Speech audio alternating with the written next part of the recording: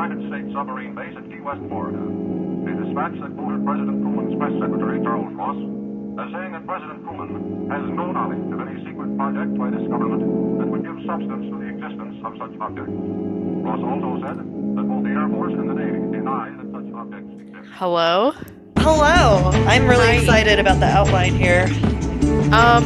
I hope so, because I haven't reviewed it. I just did it. I consumed so much information, and then I just, stream of consciousness wrote it out. I didn't, edit it, review it, so let's hope it flows. Hey, what's up? My name's Noelle, and I am violently hungover today. Ooh, and I'm Chelsea, and if I had to be an outline, I hope it would just be blame Satan in all caps. I will say, so Chelsea's referencing on my Google Doc, it says summary, and then it says outline, and then it just says blame Satan in all caps.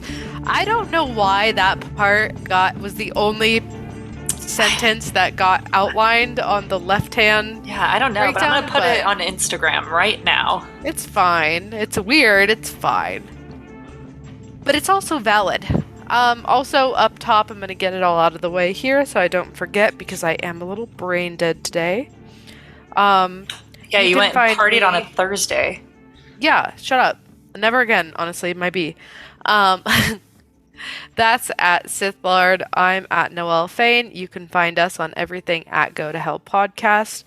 When you're there, looking at our shit, stalking our pages, make sure you click the link trees in all of our bios where you can donate to Ukraine, donate to help a friend of the podcast, Tim, and his family. Click into our merch, where we have 2 new super awesome designs. We have the Protect Trans Kids design up, where 100% of the proceeds will be donated to the Transformations Project. And we also have a new wanted poster that Kelly Holloran, or at Wildwood Owl on Etsy. Check her out, buy our stickers from her. She's amazing. She designed of us being enemies of the state, because that's what we do best here, is piss off the state of Utah. So check those out. You can also find links to our Spotify, Apple Podcast, Discord server, Facebook group, and most importantly, our Patreon, where $1 gets you in, you sign an NDA, don't spill any of our secrets, but a new episode every week. Did you hear Cora snore that big ass snore? I didn't. Right when I finished my sentence. I can hear him shaking though. Oh, yeah. Apollo's collar, for whatever reason, is louder than Cora's snores, but besides the point. Anyway, anything you want to shout out? Thank you everyone who's bought the Trans Kid shirts. We've sold a pretty good chunk. I do think it's one of our most successful campaigns. Yeah, I think so too. And like we said, we're not taking a single cent from that. 100% of anything we make is being donated.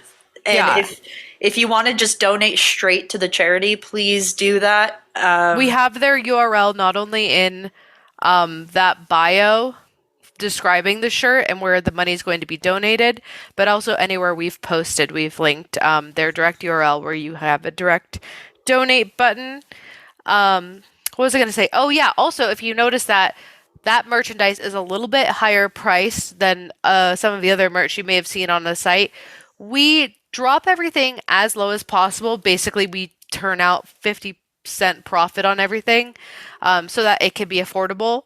The prices are basically to cover, creation, manufacturing, and shipping.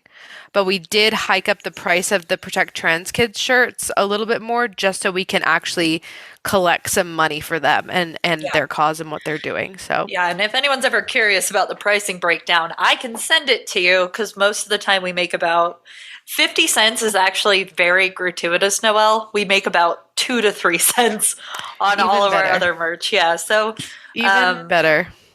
And all that money gets donated too. It's just we haven't collected a single payout from any of our merch stuff. So I think we decided when we first opened the store it would go to abortion protection rights in Texas. Oh yeah, because that was also happening, which circling back to, is super relevant because I know right now they're actually, I'm not sure what's happening with it specifically on the floor, like of the House and the Senate, but they are actually trying to go after a prevention of terminated pregnancy, even for ectopic pregnancies, which are completely Insane. like you can't. Those do not. They what would be the term that I'm looking for A here? non-viable pregnancy. Like, Non-viable pregnancy, it's and it's not even an opinion on that one either. Like, the egg cannot grow in a fallopian tube to term, period. Like, yeah, it just and can't. if they continue without termination, survival of the woman goes down. So Nearly 100%. yeah, so that's something that's happening right now and is fucking insane. As far as I'm concerned, an ectopic pregnancy is like a fucking tumor. And I also saw footage from a House of Reps debate in Texas specifically, where fucking a million blessings to these representatives who were fighting back against this. And they were specifically bringing up cases of pregnancy from rape caused through incest and or of the rapist's family being able to sue the victim who is terminating the pregnancy. Yeah. And this goes to immediate family members, even to aunts and uncles and grandparents. It's fucking insane of the perpetrators. Yeah, It's fucking bananas, dude. It's fucking well, bananas. and the thing that's insane is they try to wrap this up in a the collective they try to wrap this up into a bow of essentially being like, no, it's for fathers' rights, fathers' protection. Like, women get all these perks as fucking just, Yeah. just our day to day is just so great. And the fact that they try to wrap this up in other laws that could actually help fathers' rights in other cases, they tack these like very sinister things onto them. So that the bigger moral issue, they're like, okay, fine, we can kill this law, but you're also going to kill the even bigger law that like Yeah. gives like actual fathers of divorce access to their children. And it's insane. Like, I could Oh, yeah. not imagine. I couldn't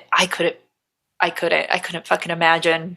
I know that like the people pushing it don't really like they don't buy what they're selling. It's all about getting like that evangelical vote, and it's Yep. so crazy what they'll do to like make that happen. Yeah, that's absolutely it. So speaking of corruption, let's talk about a law actually.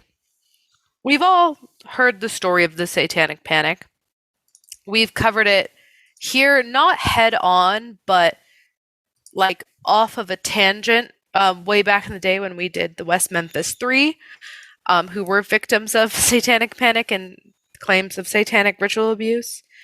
It's always been like, I don't know, it's under the umbrella of like our lore, right? Mm-hmm. And there's a version of it that I was talking about recently, and I've never heard like it publicly spoken about it this way. I read a New York Times article that came out last year, and it was like titled like "We need to revisit the Satanic Panic," and they have one sentence in there. It's a timeline article, but they have one sentence in there that explains everything in a way that like I literally felt like my brain leaked out of my ears, and then I had to come back in, and I was like, "You're so fucking right, dude. Like, you're so right." And because Satanic Panic predates like heavy metal, but that's like typically what comes to mind when we think of like Satanic Panic. It came from like kids listening to Metallica, but this predates that. And so when you really start to like peel back the onions and look at the timeline, you realize it's so much more sinister, ironically, and it comes from something that we deal with today, even right now.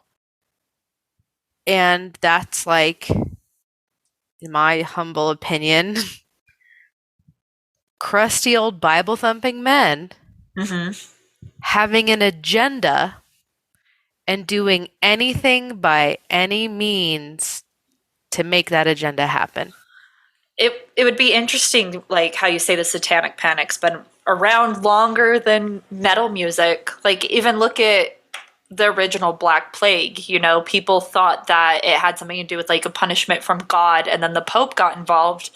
It would be really, it would be a really interesting case study to dive into like some of the social or cultural changes that happened at that time as a Yeah. direct like reaction to the plague, like negative things, you know. That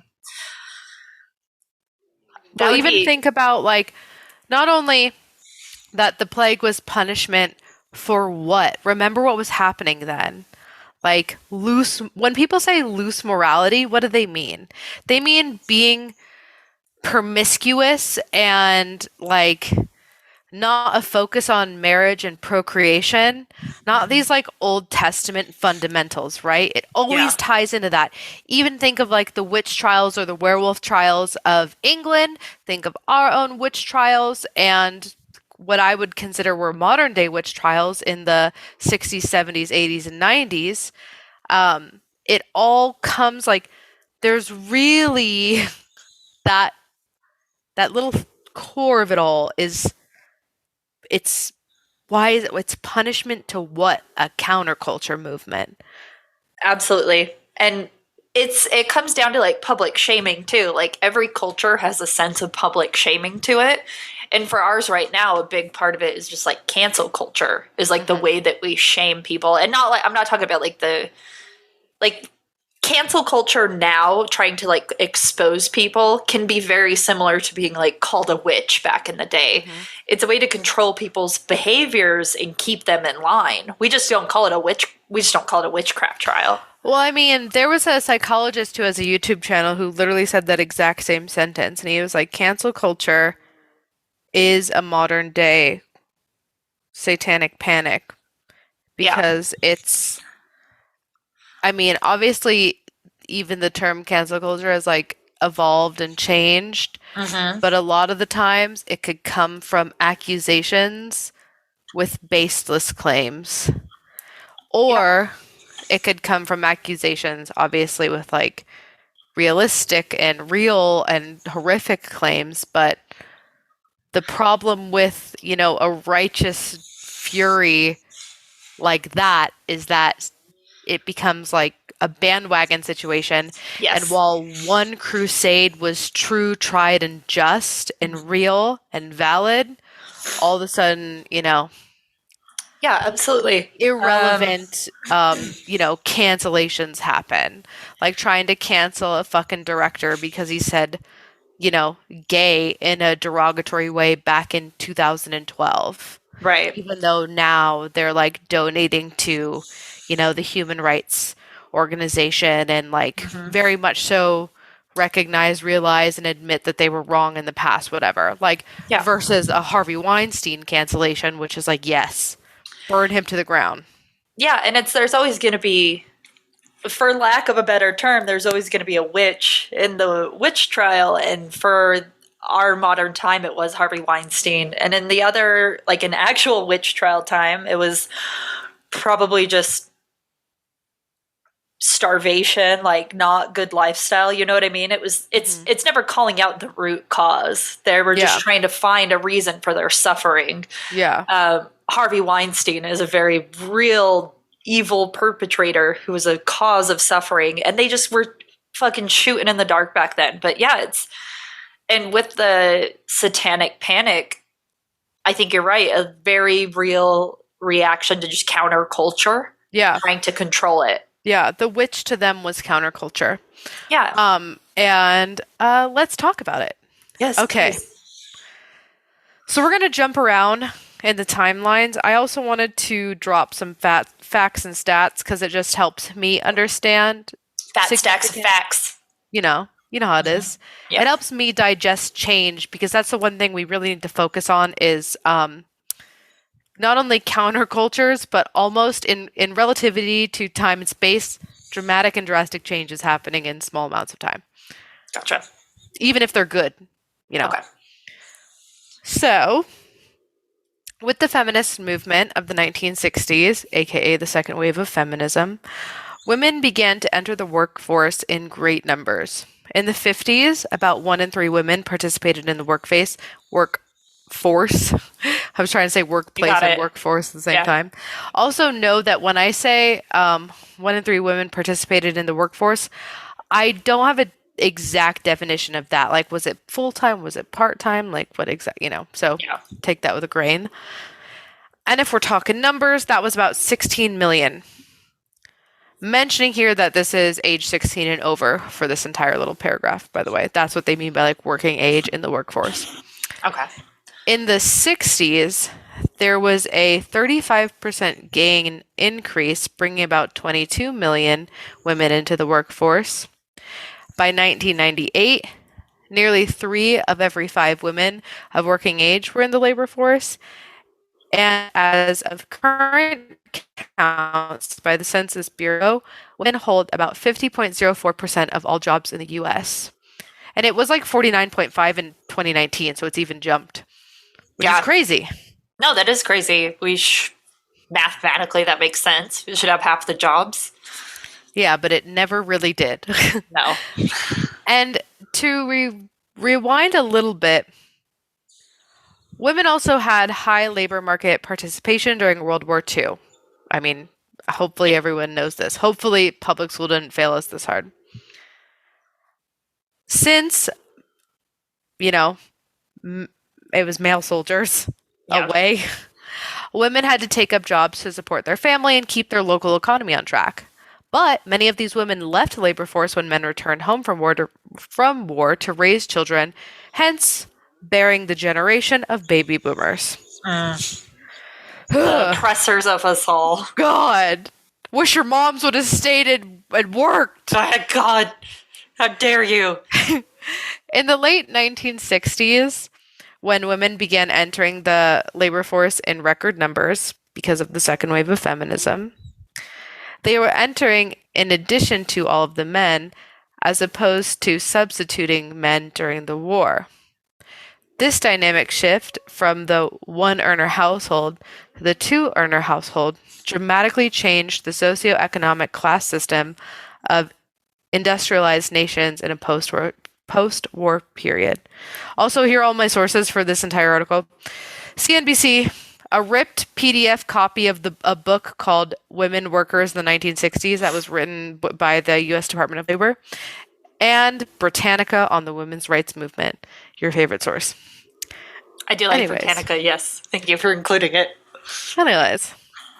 It's interesting, too, like that the 1960s would be about the age that the first round of baby boomers, would that be when they were entering the workforce? Because the war would have ended, men would have come home, and then about 16-year-olds would start working, right? Exactly. So if we think about it, they've always been pieces of shit. Anyway, as someone who daydreams about a dual-income household, it's hard for me to see why anyone would be opposed to women in the workforce. But I do think that it's important to also note here, whenever we see big social change, especially in a country like the United States, where we only want to see things as black and white, literally and metaphorically, it helps to remember that massive and powerful countercultures tend to be the driving cause of social change. And what happens when these countercultures take off? There seems to be an equally, quote, radical counter to the counterculture. Yeah, case in point, what happened to the country when Trump got elected. It was just a swinging of the pendulum. Oh, exactly. I think one of the most stereotypical examples is the 60s, because it was truly one of the most volatile periods in American history. But I think everyone can kind of, even if you know nothing, can kind of know this comparison where you have hippies, music, peace, love, drugs, activism, and civil rights versus the rise of evangelical religious groups fearing the lack of morality, also fearing Black people like being accepted and integrated into white culture, essentially, as they Yeah. perceived it, and a hard right turn in politics against people like Kennedy and Lyndon B. Johnson, who took his place after his assassination, RIP, signing civil rights laws. Like, Lyndon B. Johnson is the reason why we have welfare. And he specifically wanted to attack poverty. And that sounds like great and grand to us, but that was the sign of like the turn, for it. Yeah. It made people who were conservative just go straight up like immoral, in my opinion. You know what I mean?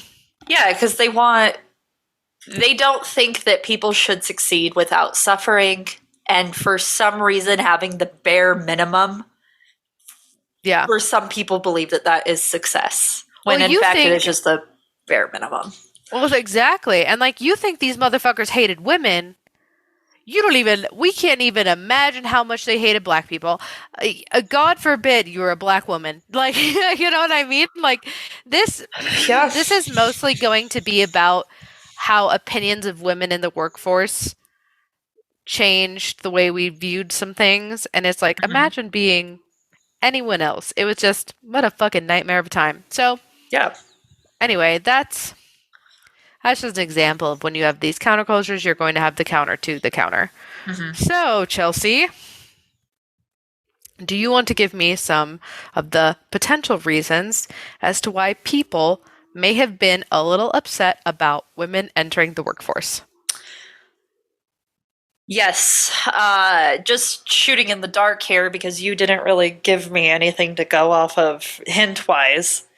I would say that if I were a man, I would, first of all, my job as a man is to keep my wife home essentially barefoot and pregnant. Sure, I yeah. think it's like a form of cultural control. And I think that you see that a lot of times where women who re-enter the workforce nowadays even have to explain the gaps in their resumes, which usually goes hand in hand with motherhood. I think that it was competition because then you also had women coming into the workforce and wanting it more, and so then they come in and they're doing jobs just as well, if not better than men. And I think it was probably viewed as an attack on masculinity at the time. And there had to be like an ideal shift in like what women were not only capable of, but like a woman's worth. And a woman's worth now, you had to put a dollar amount on it. Yeah. And they didn't want that to be equal. It still isn't equal, but Yeah.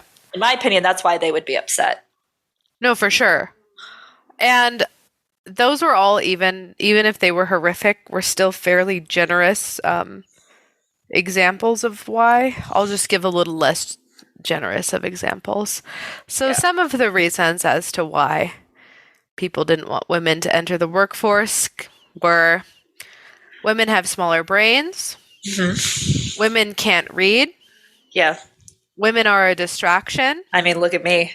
I mean, obviously. Come on. Hey, you see these chins? You ever see a thumbhead before, baby? Women are too emotional. Yeah, I am Women, personally. I mean, women must stay at home with the children. Yes. Women can't perform the same tasks as a man. Have a real hard time peeing standing up, so. I mean, but I could do it if you need me to. Yeah, and now I can just pee into a shiwi. Yeah, exactly. Like, it was essentially the argument that just we were incapable when it comes down to it of doing work. Incapable and incompetent. I mean, sometimes I am, but that's who's to say? Yeah, who's to say? I'm not a scientist. Some facts directly from a Stacker article on the history of women in the workplace. Just quoting from them. This goes back to your numbers inequality. We hate to see it. In 1960, women only earned about 61 cents for every $1 that a man took home, a number that ticked up to 82 cents by 2018, but that still leaves another 18 cents to go overall. The wage gap is worse for women of color. Among women working full-time jobs in the U.S., Black women are paid 62 cents, Native American women 57 cents, and Latinas 54 cents for every dollar paid to white man, according to the National Partnership for Women and Families. Researchers blame the gender wage gap on a variety of reasons, ranging from differences in the industries women and men work in, racist hiring and discriminatory promotion practices, discrepancies in hours worked, job segregation, and years of experience. The government also does little to create policies making workplaces and institutions like schools more supportive of women. Systemic discrimination against working women in the U.S. has put them at a severe disadvantage since before the founding of the country. The colonies enacted laws that prevented women workers from maintaining control over their earnings as far back as 1769. A lack of suffrage prevented women from voting for politicians who could bring forth more equitable policies until 1920. Wage codes from the National Recovery Administration, established in 1933, set lower minimum wages for women than for men, even though they were performing the same work. To top it off, women continued to endure sexual harassment and assault in the workplace and take on the, quote, second shift of being both workers and mothers, just as they have throughout American history. That's a mouthful. The workers and mothers things, I think, is especially important because what it does is it really limits a woman's time to like pursue things even outside of the workforce. I'm not throwing my dad under the bus. My dad was very present and a perfect father. I will say that as soon as my mom got home from work, job number 2 started, and that just was with the kids. My dad worked different hours, so that's why he wasn't home. But oh man, like she had to do all the driving. She had to get us to every single extracurricular activity, had to then jump on, making dinner and stuff. And my dad is very feminist in the equality way of how he treated my mom and treated us. Like he would always do what he could. I don't want to say that he didn't, but it's just fucking obvious, man. And I'm sure you saw the same thing with your mom and dad. Oh, even worse. And that's coming from a position of privilege where you have the father figure active, even if slightly, versus like a single mother situation. And to look at it from their perspective, like mothers in particular, when they're applying for jobs, even though today there are laws preventing against discrimination, not just for people of color or disabilities, but also of parents, there's still that hesitation. Like, are they going to look past me because they know that I am a mother, which means I could get a call from the principal's office at a Tuesday afternoon and have to leave my shift, or the babysitter might not be able to cover for the entire shift and I might need to, they have that worry. And then even taking like work pants off, there is some of that guilt that comes from like, not that it's even valid, it's the guilt that society has put on parents saying, if you aren't there, and by you, I mean there always seems to specifically be one person in the parental role that they go, you are responsible for brushing teeth, brushing hair, showers, baths, getting ready for bed, getting ready for school, packing the lunches, picking them up, driving them to soccer, like birthday parties. You are that person. And it's like that there shouldn't be guilt for that. There was a woman, I'm blanking on her name, she's an actress in this TV series Yellow Jackets, and she just won an award. And in her award speech, she goes, and I want to specifically thank my nanny, and she says her name, I don't remember it, and she goes, I love you so much. Thank you for making sure my baby is safe, protecting my baby, and ensuring me of those things so that I could come to work every day and know that they're taken care of and loved. Yeah. And I loved that so much, because it's like, there shouldn't be guilt for, and this I think comes from that idea that motherhood is it and all it. Like when in that when you become a mother, you sell everything else that made you you away and you're a mother only. And that's so unhealthy, not just for you, the individual, but also for the child you're raising. It's Yeah. unhealthy that they're the only thing about you. That's insane. And Yeah, absolutely. And it creates like a very weird power structure too, where like women who get forced into that role then have an identity wrapped up in motherhood. But what happens like in cases of divorce, or what happens if you have a super independent child? And I was yeah, or eventually actually, that child's yeah, gonna grow up. yeah. And then what do you do, or what do you do in your spare time? Is your Hmm. spare time revolving around still being a mother? Like what happens when your kid's at school? Like, are you able or allotted the privilege of being able to take care of yourself? But like, why would that be a privilege? It should be an expectation. And Hmm. I was actually watching there every now and then a TikTok will come past my For You page, and it's like, what are the subtle ways that you like practice feminism, like feminist flexes? And one of them was a teacher who said, like, every time a kid gets sick, I call the dad first. And it's never Mm. not been a problem. And I thought that was like really interesting too, because like I even do the same thing or did the same thing. Like when I'm sick, I call mom. Hmm. But this person was saying that they'll call the dad, and 99% of the time, like the dads will come get them, but they go, "Oh, could you not get a hold of their mom? Or what did their mom say?" Yeah, And it's the expectation that you call mom first. And I think yeah. we would all do that. Like, I think if a little kid fell down outside and was crying, I'd probably be like, "Do you know your mom's phone number?" Like, Yeah. and that's just Well, like I what we're mean, trained to ask. one of the worst videos online that anyone could go and find and see, I think it's like a Jimmy Kimmel thing. It's like when they're on the streets of Hollywood and they like ask Mm, questions, and they separate the mom and the dad and they have the kid, and it's always a young kid, and I always feel yeah. so bad because I'm like the trauma that this funny bit is causing. So they put Right. the mom with the kid and they go, "What's your child's teacher's name?" And she's like, "Miss so and so." Hmm. You know, when's your child's birthday? This. You Yep. know, what's your child's favorite color? This. Cool. Dad comes in. What's the name of the school your kid goes to? They're like, what's the name of the teacher? When's your kid's birthday? I even saw like two dads stumble on that. And then the fucking like 9-year-old looks at them like with their hands on their hips. And you're like, Yeah. ugh. And then there's like one dad who nails it all, right? And you hear the audience watching the thing, like cheering him on and clapping, and everyone in the comments is like, yeah, that dad. And everyone's like, you mean the bare minimum? Yeah, You the mean bare the bare fucking minimum. minimum? You mean the bare fucking Uh-huh. minimum? Babes, Yeah. what? Yeah. Another really fun practicing subtle feminism is our friend Taylor got married, and in her thank you notes, she actively wrote the woman's name before the man's name when Uh-huh. addressing them.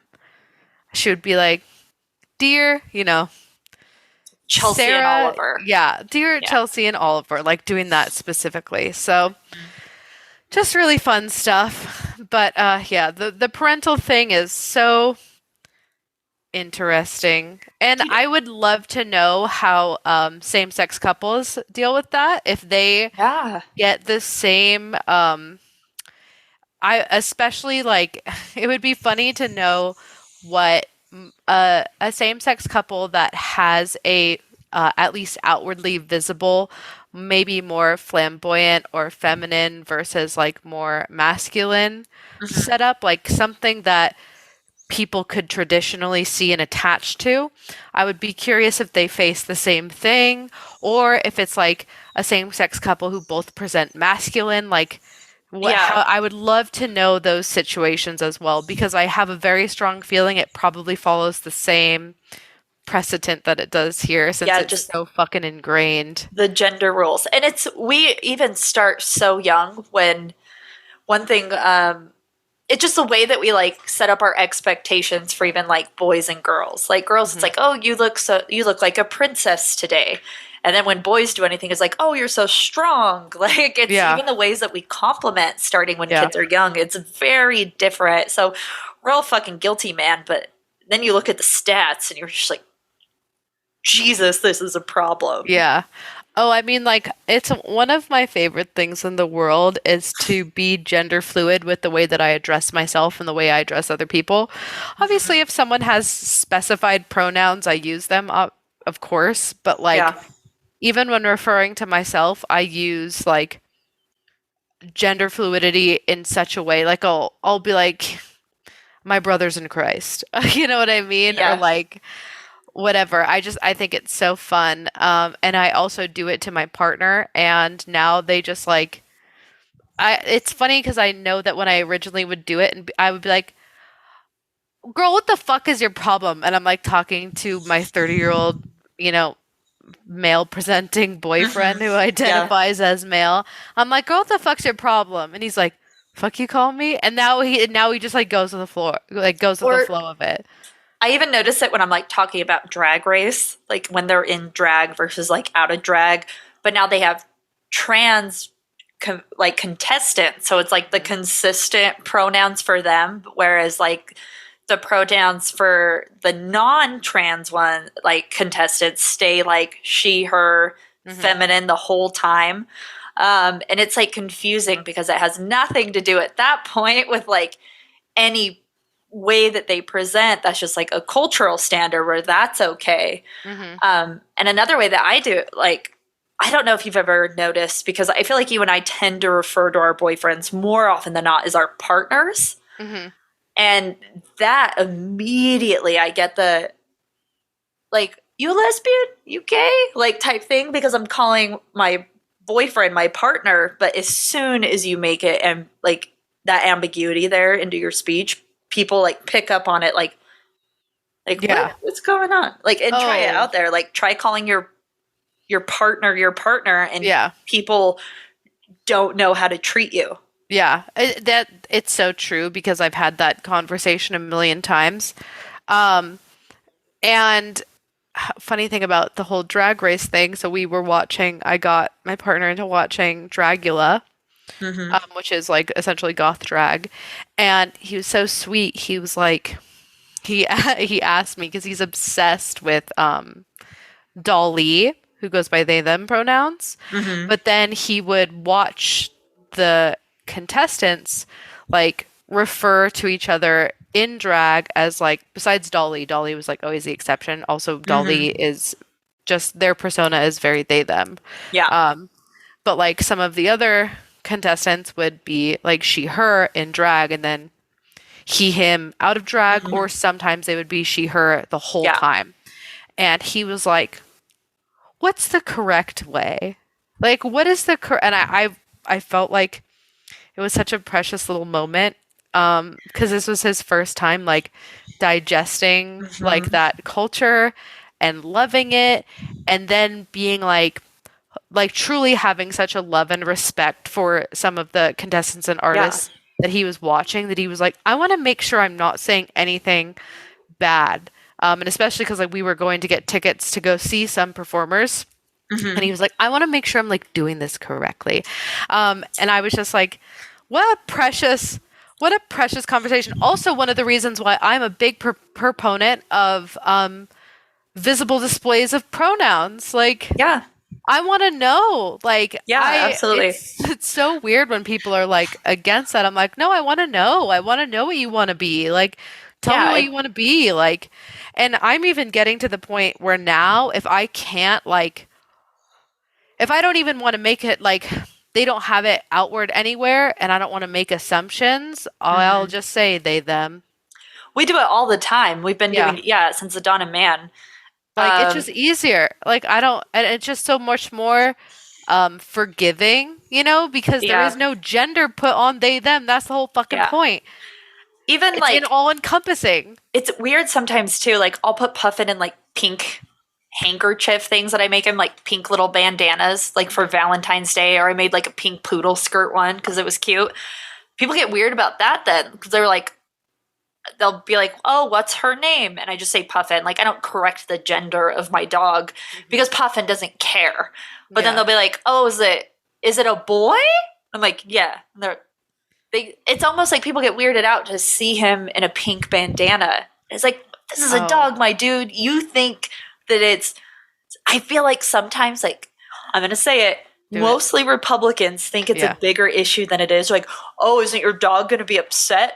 And I'm like, my dog doesn't fall into the binary system of gender outside of his biology. You can call Puffin a girl all damn day, and I guarantee you he's going to be just as excited to see you. Yeah. His culture, believe it or not, is different than ours. But they're like, I've heard some people say that you can't even gender Santa Claus anymore. I'm like, oh, fuck off. It's the whole Mr. Potato Head, that whole thing. It's like, shut the fuck up. So, anyway, this is all to say, a tie-in is like, oh boy, do the crusty old motherfuckers just want to die gripping a bloody, tight, wretched, crooked grip on the binary. And binary, I mean everything. I mean binary is in like colors. They just want, if we could have some of these old crusty ass fucks like make laws, they would be like, remember when we had separate water fountains? Like that's what the fuck they want. They're like, if we were to really let boomers do what they want, it would be a disgusting little world. That was the good old days where my dad could hit me and I didn't have to worry about covering my black eye. Literally. Oh my god, was it better then? I had a whole breakdown. We've talked about the good old days on Patreon, but I had a whole breakdown about it the other day talking with a friend, unfortunately, and I was like, when was America good? When? Tell me when, because whenever they say when, I'll find a group that lived here that it wasn't fucking good to. Yeah, and it's like the thing that sucks too is it's exactly what you said. Like when America does good, it wasn't always good for everyone. Like when we busted in and the fucking World War II and just started kicking ass and taking names for all the Nazis, that's fucking good. We also had Japanese internment camps. We were doing our own version of the Holocaust in California. Less to good. Japanese Not good at all. Yeah. And the thing about like the whole, like, the good old days, if you will, or the unfortunate make America great again. Like, even if you want to look at it from like a WASP perspective or, white Anglo-Saxon Protestant male, even if you want to look at it from a white perspective, just because we weren't doing horrific things doesn't mean we were fucking great. Yeah. Like, just because we weren't like, and I mean, I even say this with asterisks, italics, different font color, because every time you try to say like what is America afraid of? The greatest threat to America is communism, right? They can't fucking handle it. And let's even like go off of some of the like really unsavory assumptions of communism. You know what I mean? Like they take your kids to raise them all by the state. Yeah. It's like the worst. The state controlled everything. Yeah. All this other shit, like mass enslavement in labor camps, redistribution of wealth to the point where they're creating poverty. All this stuff, right? America was also doing that. Like, that's the thing that fucking kills me is they're like, they're like, we're fighting against persecution, except when it's the persecution that we do here. Yeah. It's so fucking funny to me. And like, I agree that like we weren't horrific in some ways that other countries were, even though we have been. Cough, cough, slavery. But like, horrible's a pie, and we had a slice. Good. Yeah. We were never great. At best, we were. You know what I mean? Yeah, and we have an what happened was America became like the moral compass, and we had to live up to that, and we just didn't live up to it. Like our peak of how we could have been great, and we failed at our own expectations of ourselves. And dare I say the good old days, are you talking about childhood when you didn't have to work and you could just exist in bliss because your parents were the ones breaking their backs every day to give you a good lifestyle? And now that you're an adult entering the workforce, you see how shitty it is? Mm-hmm. That's what you mean by the good old days. Yeah. Like, yeah.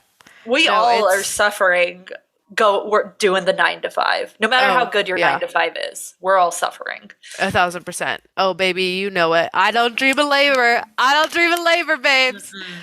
Okay, anyway. So Yeah, we're talking about basically, feminism still. yeah, it all ties in together. It all ties into, they like it one way. They like their reality as vanilla ice cream as it gets. Not even vanilla bean. We don't even want a speck. No, We want pure motherfucking vanilla. So, if there's one thing we can take from the fight for equal rights, it's that despite how hard and fundamentally broken the fight can be against you, you never stop. Now, specifically circling back to women's rights and what we can call the fight against it, if you're running out of things to blame as to why it should stop, science, reason, math, logic, it's proving everyone wrong at every turn. That women deserve to have the right to work and make the same wage as a man for the same work. What would you do to throw a wrench into that plan? Your back is against the wall. I'd say you'd pull the ultimate trump card. The blue eyes white dragon of fucking something up. Oh, a move. Shout out to Seto Kaiba, my boy! A move so devious and slimy, we've seen it throughout history. The move, you might ask? Blame Satan. Santa. Blame Santa. Blame Santa. That's it. Like, I mean, maybe less so today, but that has been the trump card throughout history. If you can't control a woman, accuse her of witchcraft. Well, if you can't control, period, Satan. Yeah. If we even want to peel what's happening right now, specifically like with the attacks against trans people and the attacks against body autonomy, which they go hand in hand. It's so funny how that happens. Interesting, isn't it? If you really ask why, it all comes down to fundamental religious beliefs, even if not even based in biblical text, just the new norms that they've created and the opinions that they have now formed and solidified into their religious causes.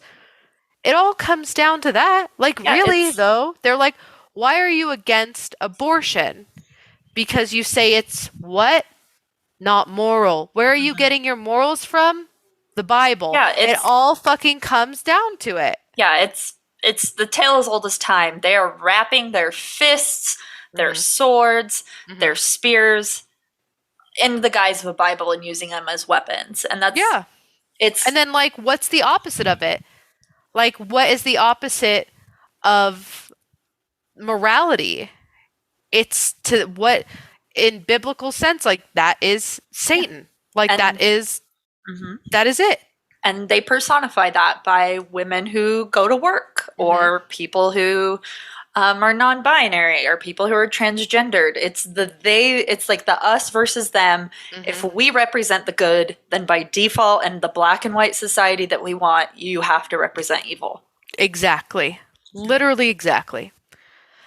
So Ken Lanning, a former FBI agent who worked on hundreds of ritual abuse cases with the Bureau's Behavioral Science Unit, said, quote, "When people get emotionally involved in an issue, common sense and reason go out the window. People believe what they want and need to believe." And I think this is a sentence not only relevant to talking about satanic panic and the claims of satanic ritual abuse, but also what's happening right now.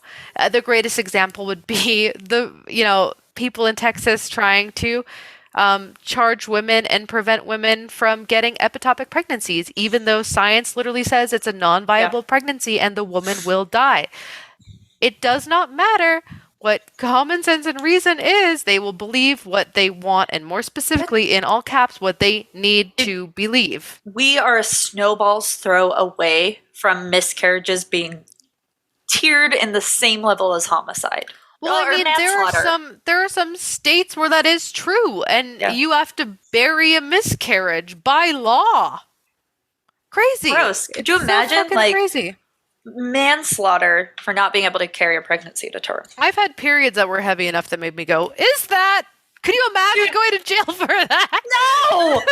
My God! Like Oh my god. I couldn't even imagine. And Crazy. the fear too, that's going to wrap so much fear around already the stigmatized issue for a lot of women out there, or women who get periods out there, or individuals who get periods, where you're going to start fearing if you've had any sexual encounter, Hmm. period, married, consensual, non-consensual, one night stand, you're gonna be taught to fear your fucking period, because if Yeah. it comes, you're like, sweet, not pregnant, but then you're like, oh shit, what if I slept with the wrong person, who now I'm gonna go to jail because I got my period, because that means Yeah. that the pregnancy's happening.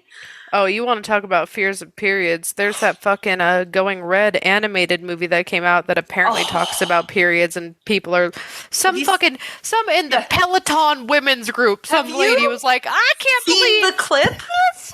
No. It's the lady's like, oh, do you need I have hot water bottles, and I have Midol, and I have pads. What do you need? And that's it. Like, that's the clip, or I guess like God, the this things that surround country a is period. fucking doomed, Dude, man. We're fucking doomed, did man. you ever feel the stigmatization against like using tampons? Because it was like, only women who have had sex can use tampons. It's like, Um, my mom was very pro tampon, also because I was like a student athlete, and she was like, "You're not wearing peace and love to people after you use pads." She's like, my mom is also a cunt sometimes.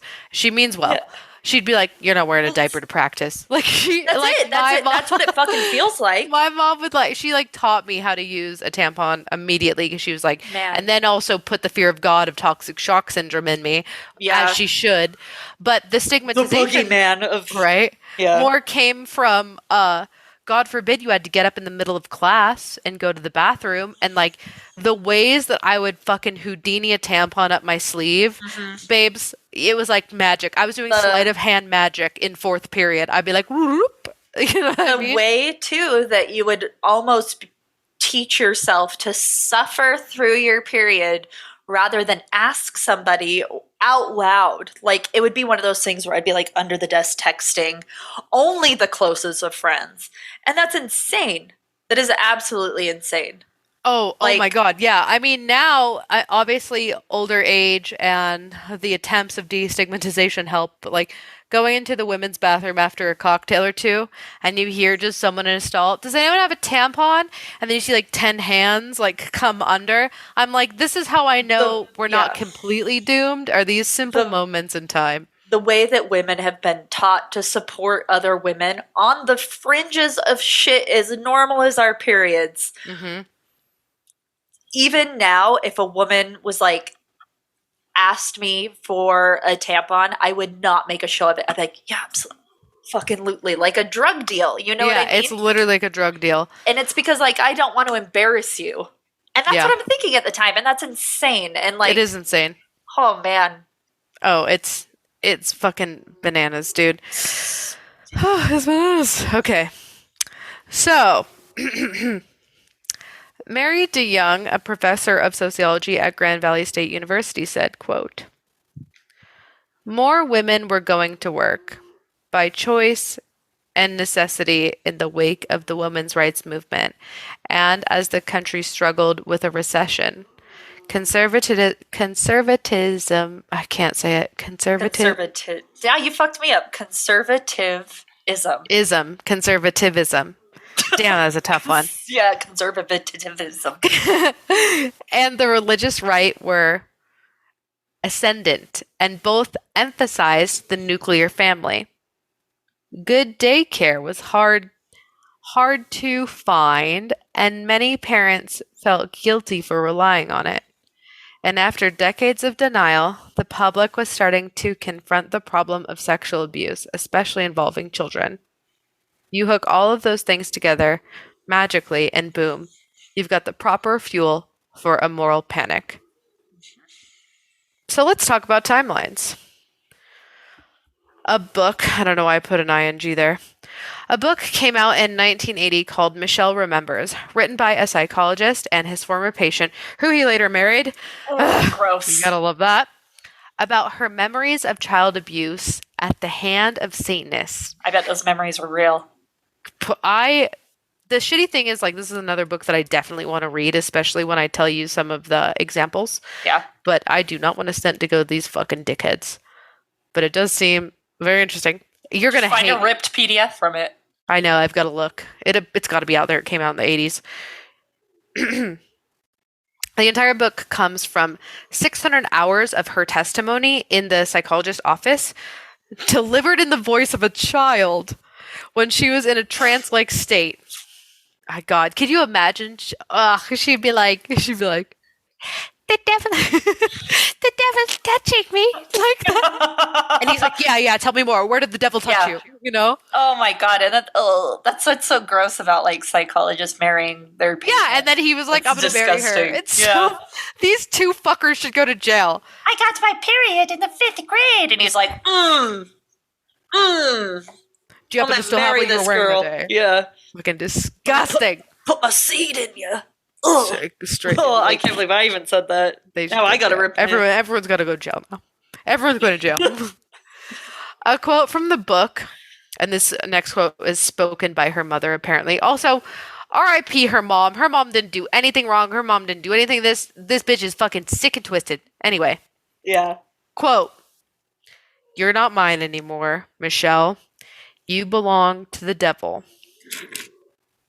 Michelle says that she was forced to drink urine, become a cannibal, bathe in the blood of babies, participate in ritual murders, and endure a cage filled with snakes and spiders. I don't think she means a cage. She probably means a terrarium. Like, also, why you gotta bring the snakes? Snakes and spiders? You just said you ate people and bathed in baby blood, and you're like, but the icky snakies and spiders. It's like, don't shut the fuck up, you stupid bitch. You trying too hard now. I am scared of spiders. I think, if someone was like Leave bathing... the spiders out when you're saying I bathe in baby blood and eat people. The spiders ain't shit. I would tie it in. I also wouldn't enjoy the thing of spiders. I can handle snakes. Reptiles. They go. Reptiles. They're like, I got no legs and I slither real good. Bitch, why? Cruising both bitches in my neighborhood. Oh, now we really are. Go to jail. Jail immediately. Oh my God. That was the devil taking I was going to rap, and then I decided absolutely not. And then you were like, guess what? I'm going to pick up that silence and do it. And then you did it in the worst way possible. I did. I want to believe in exorcisms because we need one right now. I'm going to assume that was the devil taking over your body. It. I'll cross myself. I don't even know where to go from that. Please continue. Yeah, thanks for that. Yeah. The climax of the book, she encounters Satan himself. Woo, besties! Ooh, yes. In a, quote, feast of the beast, That's actually the name of my mixtape. I want to see the Dr. Seuss book called Feast of a Beast, but it's like animated and written like Dr. Seuss, but it's her like eating babies. I would do anything for that. But really, it's just her watching cartoons and eating gummy bears and her mom, like, baking a pie. But because she didn't get, like, the Barbie dream house she wanted, and also because her psychologist preyed on her with his position of power and fucked her up worse. Yep. Yeah. That's it, babes. That's the ticket right there. So the Feast of the Beast, organized by her oppressors and Satanists. But she was ultimately saved... Guess by who? None other than the Virgin Mary herself. Yeah, the Virgin Mary is sick. This girl is just Miss Popular, honestly. The actual devil himself shows up to her party, and then the actual Virgin Mary shows up and saves her. Yeah, that's the fucking dance. That's the fucking fight. Avengers Assemble of Satanic Panic, honestly. I think it's cool as hell. Despite the claims being challenged, this book took the fuck off, and I cannot hence that enough. So much that social workers and police units were using the book as training text despite zero evidence of any of the claims. Gotta love that. Even after Michelle had been sent for medical examinations to corroborate her claims of constant abuse, specialists found only that she'd likely banged a tooth as a child.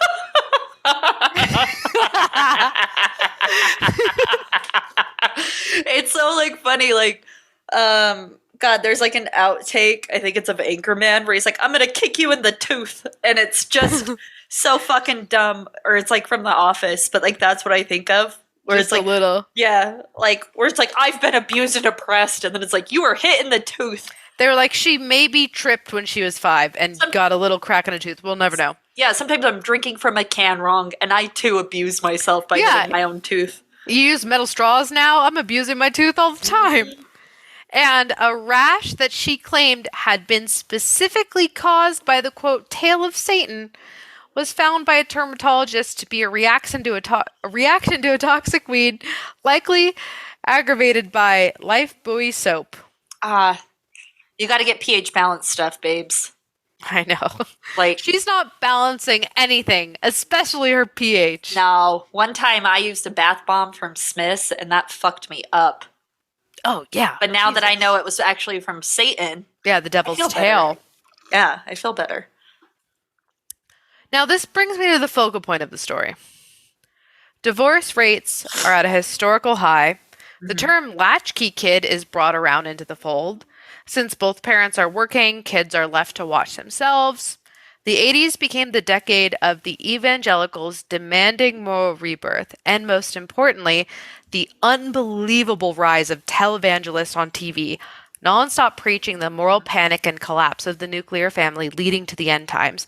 I also want to say here, for you and I, we've got to do a deep dive into televangelists because I almost lost the sauce on this. I almost got away from you? Fucking sauce, because the 80s not only were the rise of televangelists, but also the fucking hard fall in the early 90s of the scams and corruption, obviously. But like, you know, because televangelists were out here like telling people who had like terminal cancer, if you give me $10.99 a month, you'll be cured, and then taking that money and buying a fucking private plane. Like, we got televangelists. I believe are like the modern Antichrist. Whether or not you are religious, I feel like Antichrist is a term that we can all subscribe to.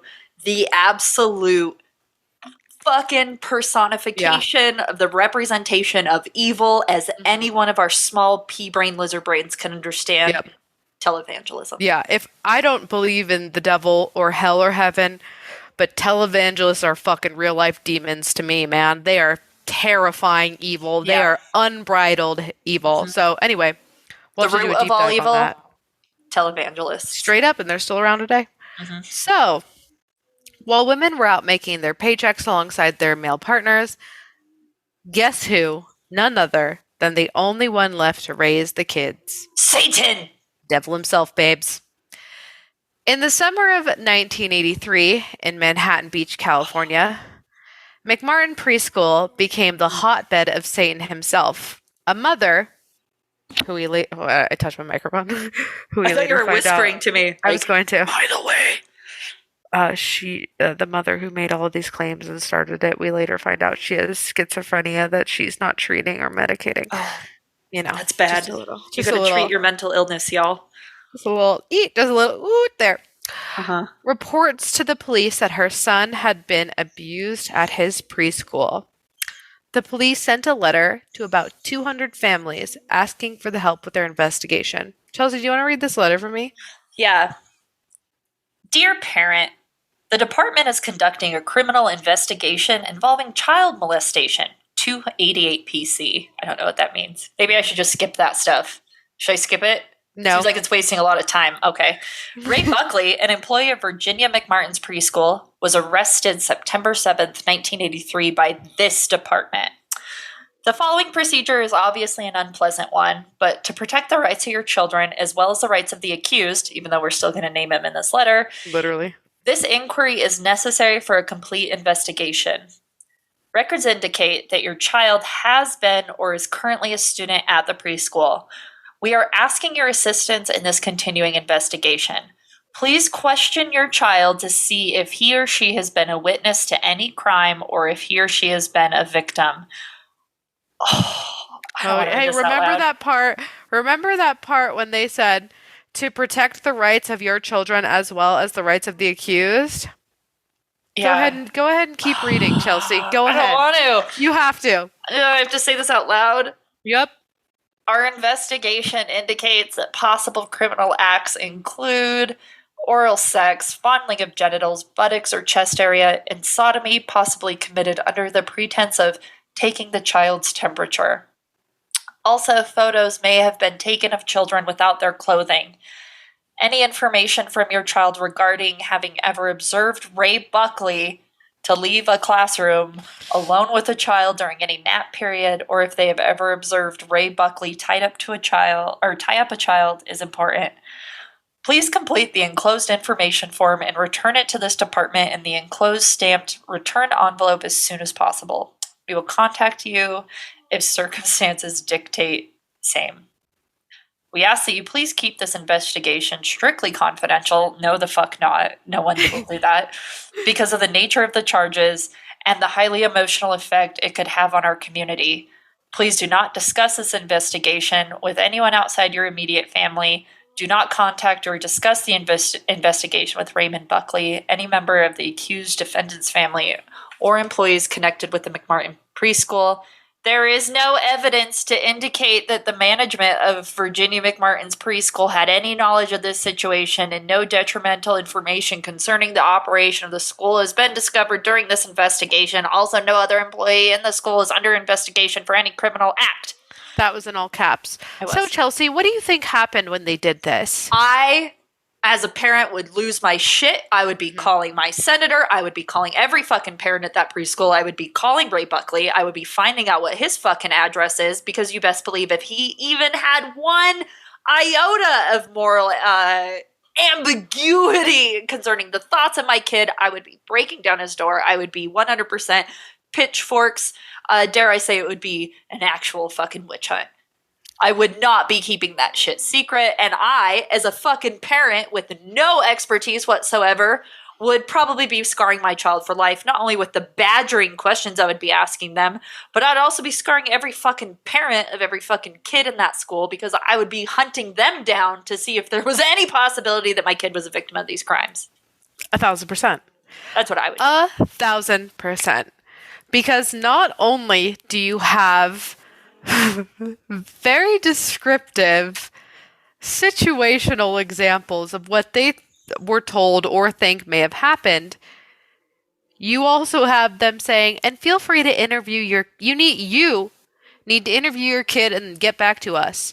So not only are you as a parent freaking out because you think like abuse has happened or like happened to the school your kid goes to and could have possibly happened to your kid, but now you are also playing the job of the investigator and psychiatrist and parent.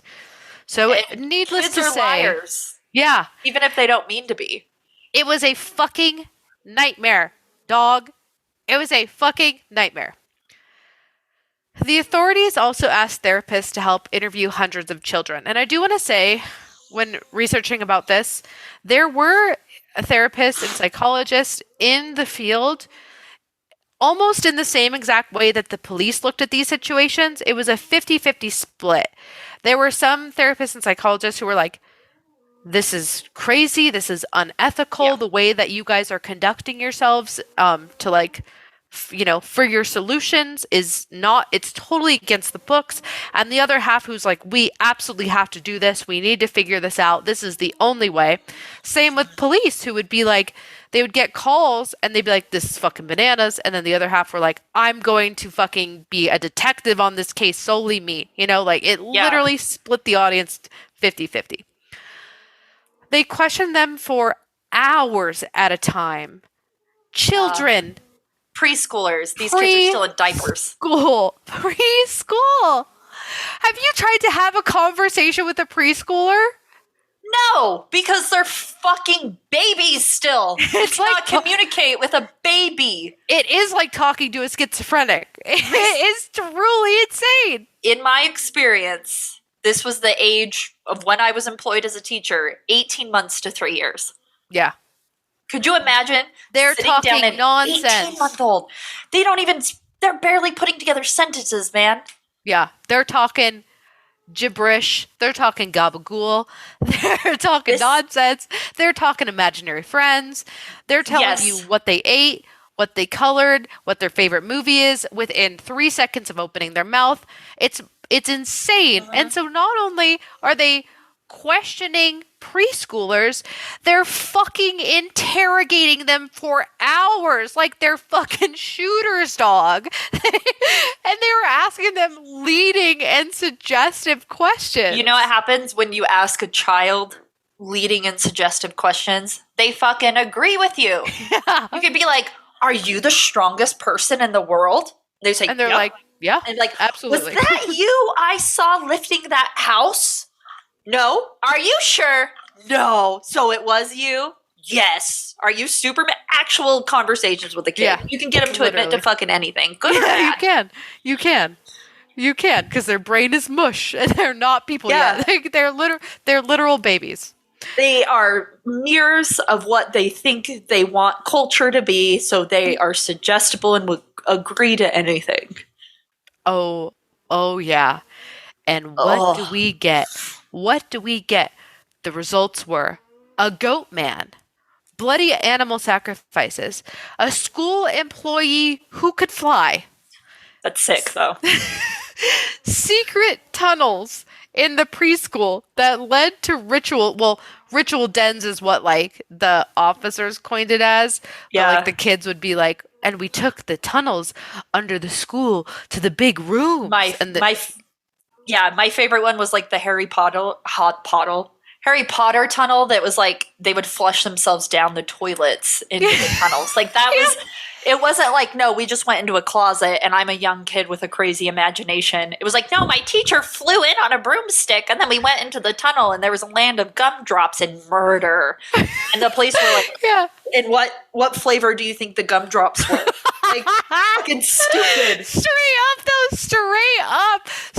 up, the kids literally said we were flushed down the toilets like all real monsters, and we fucking flushed into a little room like crazy. Crazy. Also, they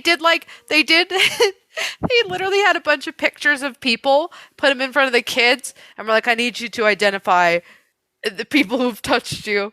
And a kid picked Chuck Norris. Yeah. He picked Chuck Norris out of a picture lineup and was like, Walker, that's the man. Texas Ranger. That's the man. You want to know what? He touched me too.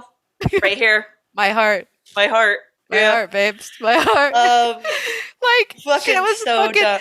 It was literally bananas, but they're like straight up. They're going to pick out every fucking person they've ever recognized ever. Yeah. They're going to pick out Barney. God. Yeah. And Walker, Texas Ranger. Man, because they're kids. And kids are not, I'll say they're stupid, but what I mean is their brains do not connect A to B yet, except for things that they're seeing and witnessing on TV or the things that you tell them. Yeah. If a kid tells you that something happened to them, it's your job to investigate that, not interrogate the child. Yeah. Absolutely. They're not telling you realities, babe. Yeah. Even in the worst case scenario where something did happen to a child, that is not your job to involve the preschooler into your investigation. Nope. No. Absolutely not. It's so fucking insane. Yeah.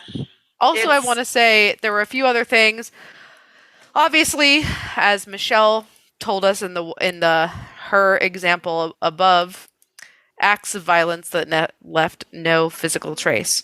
And I also want to add here that like they were, besides interrogating preschoolers for hours, jail immediately, they were investigating, like in regard to the tunnels and the Harry Potter toilets, they did several excavations. And they dug up the school looking for the tunnels that the children were flushed into. Multiple times. This is real. And guess what? Nothing. Not a damn thing. You know what? And then they did a strip search on the employee who could fly because they wanted to see if they had fairy wings or any pixie dust in their pockets. I wouldn't be surprised if it was brought to the table that, like, the two main investigators on the employee who could fly, they were like, here's the thing. We bring them up to the top of the Sears building and we just push them off. They're and like, if they fly, they fly. And if they don't, they don't. Yeah. And they're like, we know that you can't admit this because the laws of the Fae are unflinchingly rigid, but maybe give us a wink if you can fly. I found a 50-cent piece in my pocket the other day. Is that you admitting that you can fly? Can you imagine? Oh my God. I found a butterfly wing while I was getting my mail today. So is there anything you want to tell us? Yeah. Like, the fuck? So fucking crazy. And as funny as this all is, yeah, it is horrifying. In 1986, prosecutors charged 7 employees with more than 100 counts of child molestation and conspiracy. Conspiracy for flushing them down the toilet into sex tunnels. A la Ministry of Magic. It was the fucking wizards all along, man. I know it, man. I fucking know it. And as Chelsea pointed out, guess who didn't keep this a secret? Any of the fucking parents. So the media was eating this the fuck up. And pretty soon, satanic ritual abuse cases were popping up all over North America. The FBI began getting overrun with calls and quote-unquote tips about satanic abuse all over the nation. Former FBI agent Lanning from above stated, quote, I tried to investigate with an open mind. My attitude was, yes, most anything is possible. But where is the evidence? Yeah, this fucking hater didn't get any butterfly wings in with his mail. No. He didn't know how to find a flyer. Nope. He even hit it him in the face. And it crash landed onto his fucking forehead. He's never even seen a dash of glitter. He's never even watched Peter Pan. Nope. This next part is going to be a direct quote from the New York Times article. Quote that's called, It's Time to Revisit the Satanic Panic. So FBI agents, police officers, lawyers, and social workers gathered what they could and shared their findings at conferences and seminars. They handed out satanic calendars, traded pamphlets about symbols like the Cross of Nero and the, quote, horned hand, and copied lists of supposed occult organizations, which included a collective of feminist astrologers in Minnesota. I want to point out what the horn hand is essentially like the rock hand, like when you're at a rock concert. It's rock on. It's rock on. The cross of Nero? Yeah, I know. It's the Egyptian cross. No. Wait, what do you mean? Nero?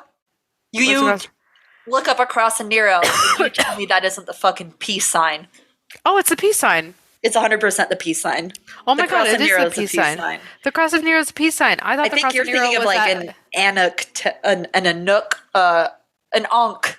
Yeah, that's what I thought. Oh my god! The cross of Nero is the peace sign. Oh my god, it's the peace sign! Yeah. These little pussy bitches. Oh my god! They literally saw the peace sign and they're like, something's evil here. Cross of Nero is the peace sign. Oh my god, that's incredible. Yeah. A copy. Oh, we already talked about the fucking feminist astrologers.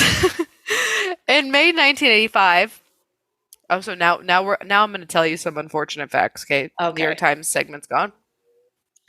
In May 1985, 2020 ran a segment on Satan worship that described animal mutilations, quote, clearly used in some kind of bizarre ritual, quote, rock music associated with devil worship, quote, satanic graffiti, and backwards messages in pop songs. Also, you can find most of these on YouTube. 3 years later, NBC commissioned its own special, hosted by Gerardo Rivera. Geraldo? I can't.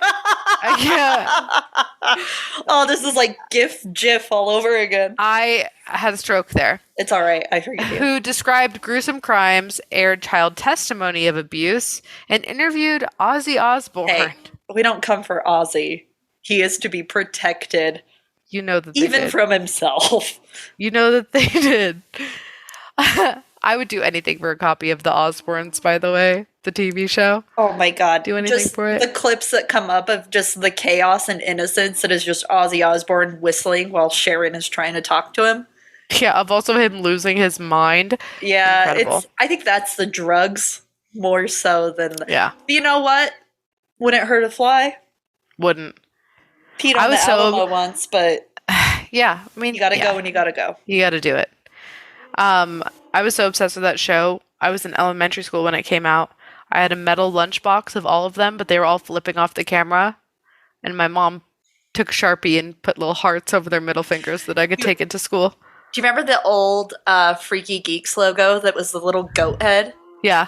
I had to, I gave one to my grandma, but for the I'm such a fucking perpetrator of this, but for the pentagram, I hole punched it out so I could give it to my grandma so as to not offend her fragile state. My grandma who lived through World War II, and I thought, oh, Yeah, it's not a fucking swastika. I know. I was like, my poor delicate grandma. I need to You're cut really this out. cross of Neroing that. I know. Okay.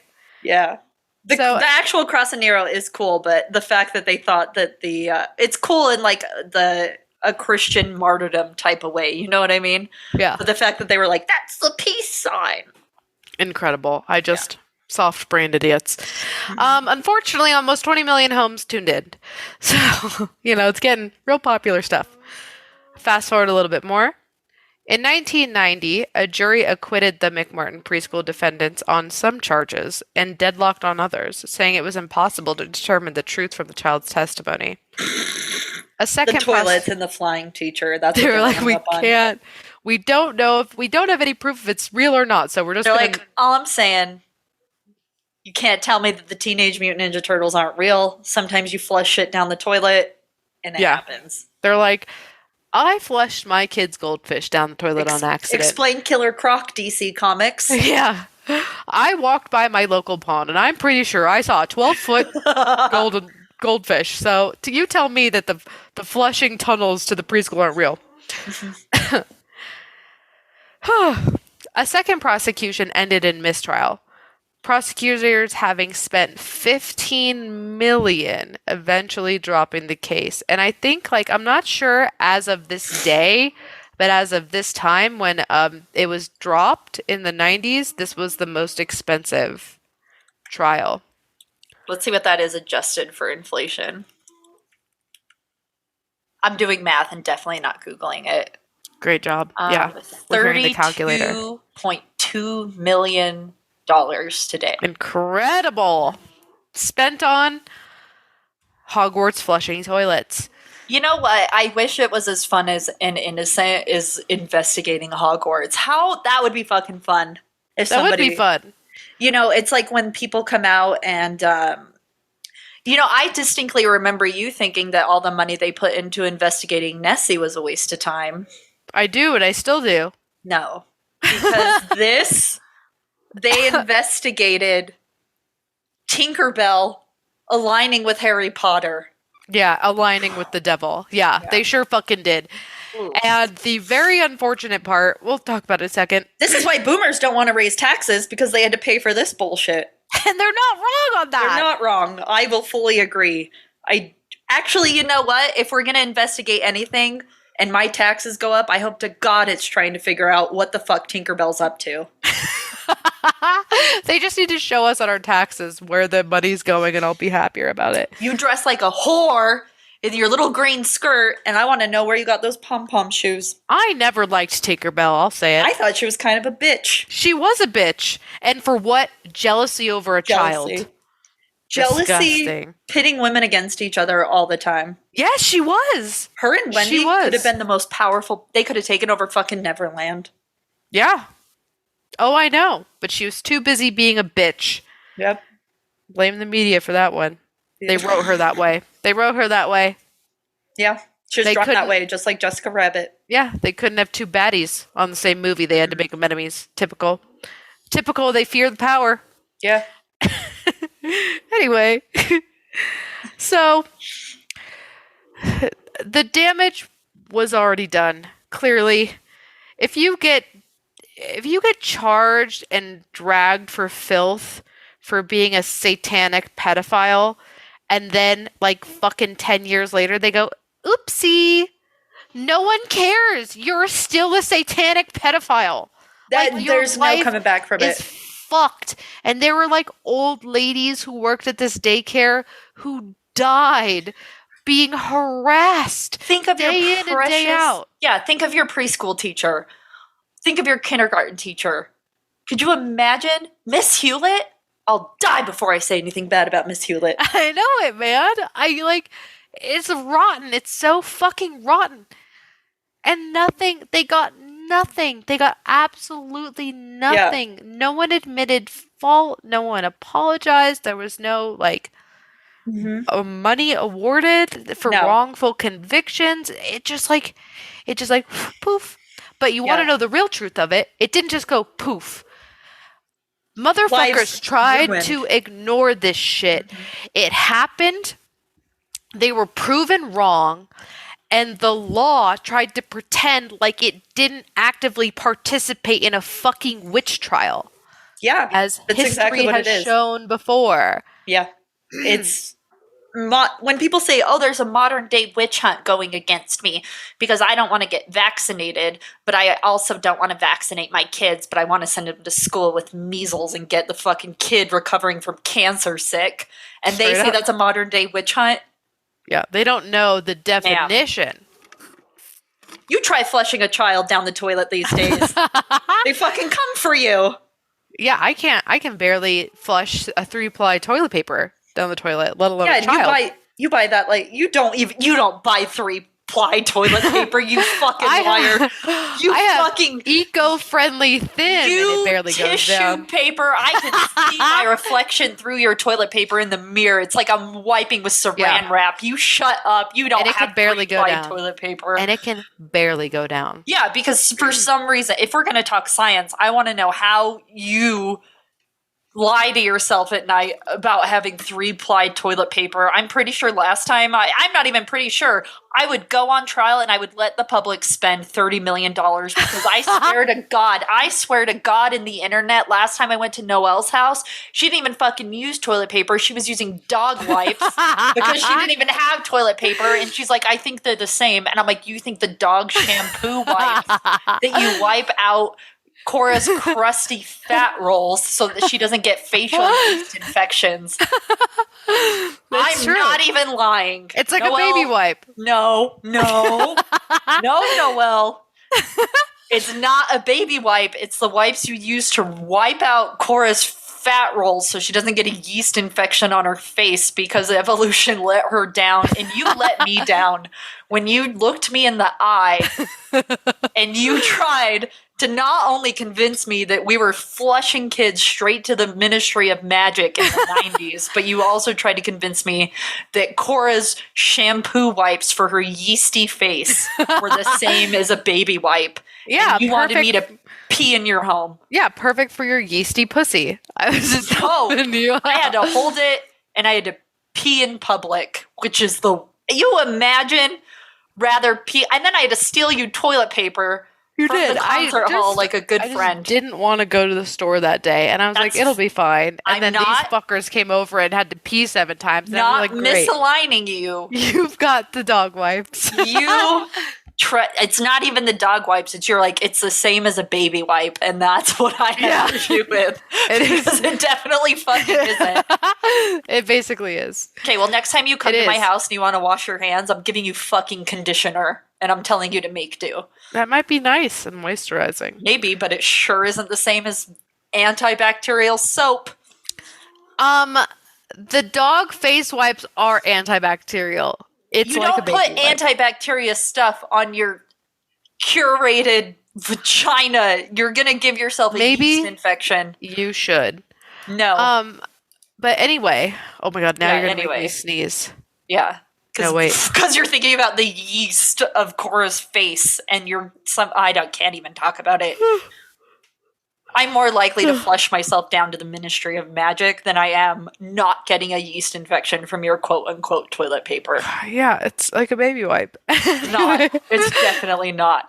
Anyway, as longtime listeners here know the story of the West Memphis Three from Arkansas, who were wrongly convicted, charged, and put on death fucking row for crimes of satanic abuse, eventually freed 20 years later in 2011.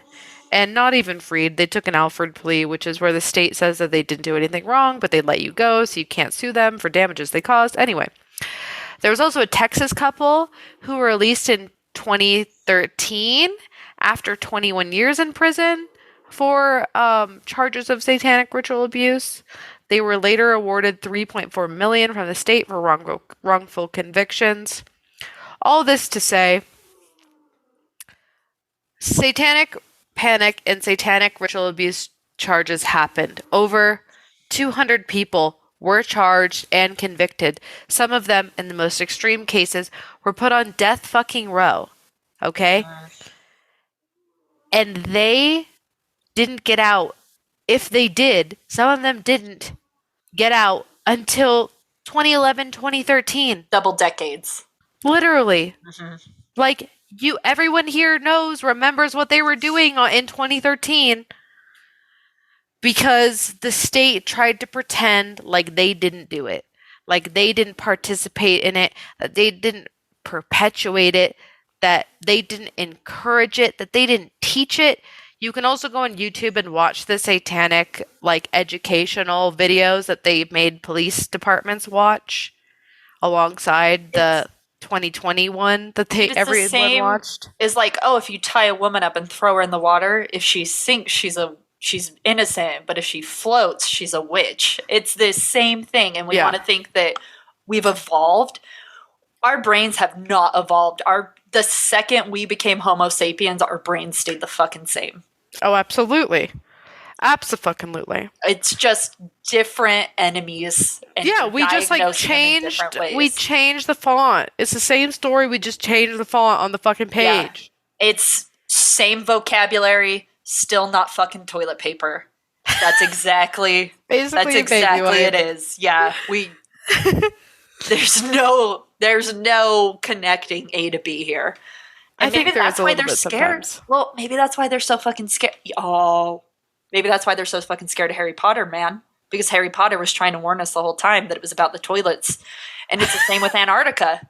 Yeah. Antarctica and Harry Potter are both the false flags trying to keep us away from the truth. Down toilets. Yeah.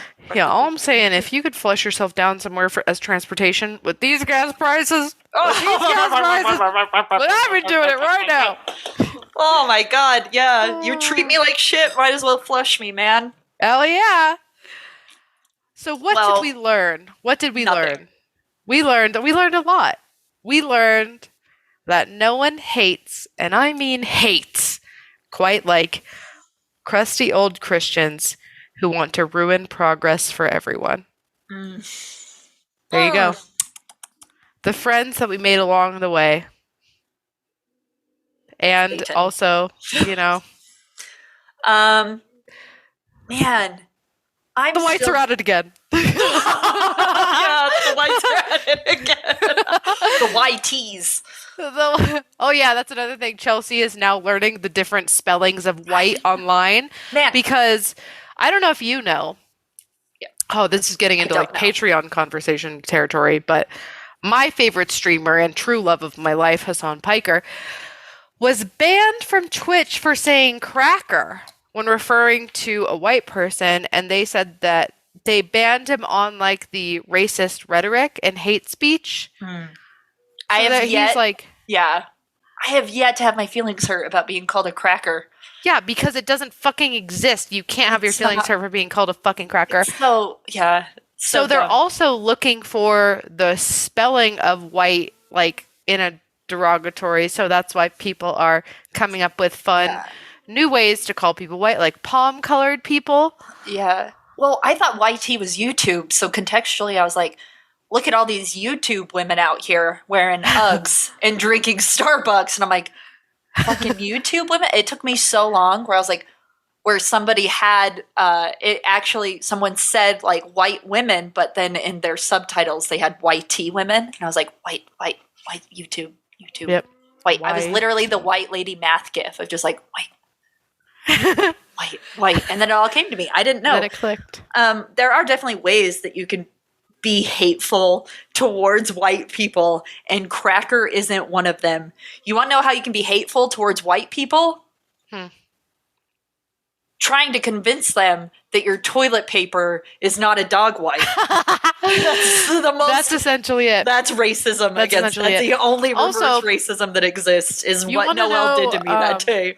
As it should, you know what I mean? Hurt the feelings of your local white person. Yeah.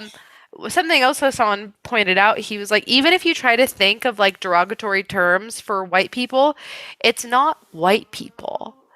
It's poor white people. White trash, redneck, working class. Yeah, hillbilly. Hillbilly, exactly. If you say like a hillbilly or like redneck, like even if you think of like any like Appalachian stereotype, trailer trash, white trash. White people. Even if you say like inbred, hick, I'm thinking of poor white people. Yep. It's always poor white people. It's never white people. It's just poor white people. It's interesting too, because like the poor white people who need help the most tend to be the most radicalized against the very system that could help them. Like they're self-perpetuating. They're trying to keep a hold on, like, what was it, coal back in the day? They're trying to keep coal going, and now they're trying to keep fucking oil going. They're holding on. They're clinging to the good old days that are no longer sustainable. Yeah. Oh, yeah. And also to a point, like, the poor white populations, like, tend to always... Now they're fighting for incest rights. Well, yeah, I know. Yeah, I know, dog. Yeah, I fucking know. I know. But, like, and you want to hear it? This is a hard truth. They tend to be the most racist because they still need someone who they view lower than them. Yeah. They still need... their other. Yeah, they need to feel superior. Yep. And in cases where there isn't someone around to blame, that's where you get them. Yep. It's crazy. It's fucking crazy, man. We live in crazy, wacky times, and we always have. And to all that, I say, now more than ever, especially now more than ever, the always persecuted never did anything wrong. Also, there's been a TikTok floating around that was like, why would Satan, and this is all pretending that he's real, why would he torture and burn people who are doing what he wants by disobeying the guy that he betrayed? Because it's ultimate chaos. No. Fuck them all, he says. Oh. No, because he's a real down motherfucker, okay? So, especially, hail Satan, babes. I'm gonna say hail the role of motherhood and the men and women who fulfill that role and get put down for having the feminine traits that the society has so desperately needed. Hail hail the end. Hail the end to the binary. Yeah. So sick of it. So sick of it when it comes to race and gender. So sick of it. End it. And stop being weird to my dog. It's just fucking odd. Stop being weird in general. If you keep talking about my dog's genitalia in public, I'm gonna fucking bear mace you. Yeah, you should. Yeah, that's weird. Make them stop. All right. Okay, so bye. You're hailing Satan. I'm hailing moms. Stop talking about my dog's wiener. Okay. Sick. Bye. Bye.